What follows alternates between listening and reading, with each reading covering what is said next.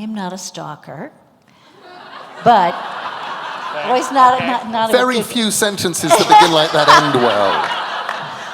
But in doing research for the interview, I saw on your older son's Twitter account that he recently read The Witches to his child. Have you had a publishing house request or insist changes to language in any of your works? In light of the recent changes to Roald Dahl's works, what are your thoughts on the practice of sanitizing published works to remove offensive, racist, or sexually explicit language?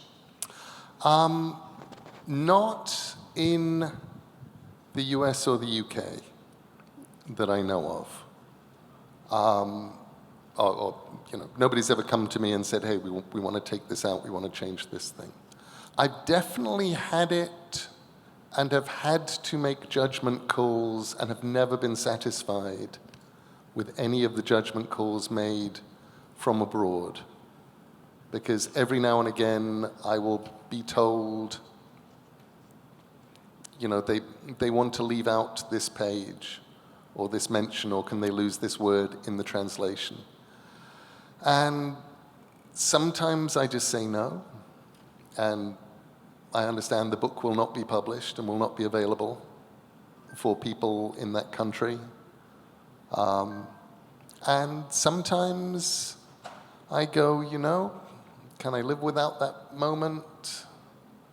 Or that word or that thing? I guess I can, because I would rather that the people, there's 1.5 billion people who can get access to the book, and yes, they will lose that paragraph.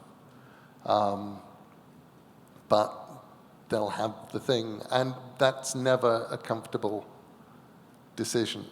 Those ones always come in apologetically from publishers saying basically, this is a governmental thing. It is against the law in our country to use this word, this description, this thing.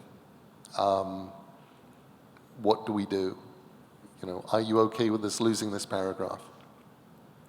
Having said that, I'm also sure that the ones that reach me are probably 5% of those things, because most of the time I suspect the publisher will simply quietly do it and know that I do not read this language. I am never going to know. I'm never actually going to say to somebody, excuse me, would you do a word-for-word translation for me of this Chinese edition or whatever? And so if it happens, it probably happens unbeknownst to me.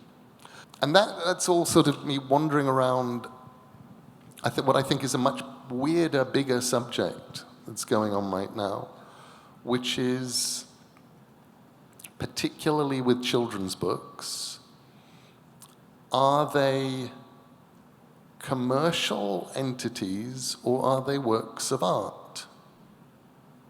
And also, are they modifiable?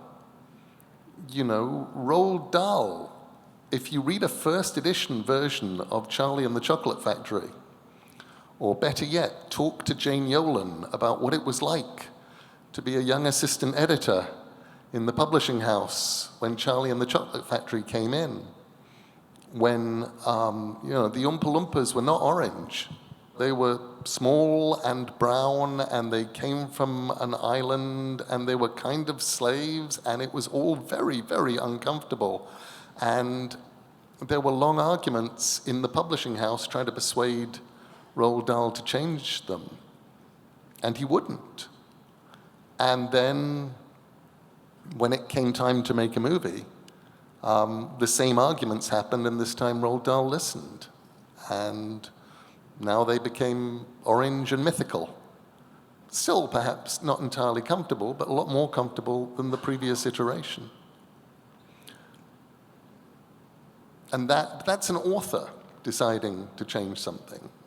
I actually, over the protest of my publisher, once took out a sentence in a children's book of mine because I had had parents write to me and say, this, what did you mean by this line? And this made my kid uncomfortable. And I went, that's actually a line that I stole from my daughter. And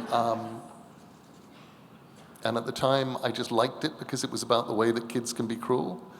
But I really did not think that through, and I'm losing that line. And the publisher was like, we love that. And I'm like, yeah, it's going. So it goes the other way. After an author's dead,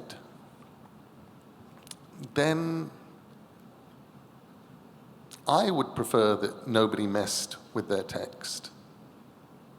Having said that, I also did not find it in my heart to object in any way when I heard 15 or 20 years ago that the Hugh Lofting estate had rewritten the Dr. Dolittle books, because they are monstrously racist and awful. And they're also, in any bits where Dr. Dolittle is not in Africa, lovely and sweet and wonderful and inspiring and good. And then he goes off to Africa and it's like, oh no, stop it. And it was cringe-making and embarrassing and awful for me when I was 7. I mean, this is not me as a, 62-year-old woke person saying, oh, that Dr. Dolittle. This is me as a kid going, this is really weird, and you guys, this is just wrong. This felt wrong then. I mean, it felt sort of weirdly dated and musical. So I didn't have a problem with that. But I didn't have a problem with it because I was like, well, the Dr. Dolittle books are also a commercial thing. They exist. There are Dr. Dolittle films. There always will be. It is a good thing that these Dr. Dolittle books exist and kids are reading. And that, for me, is always the bottom line.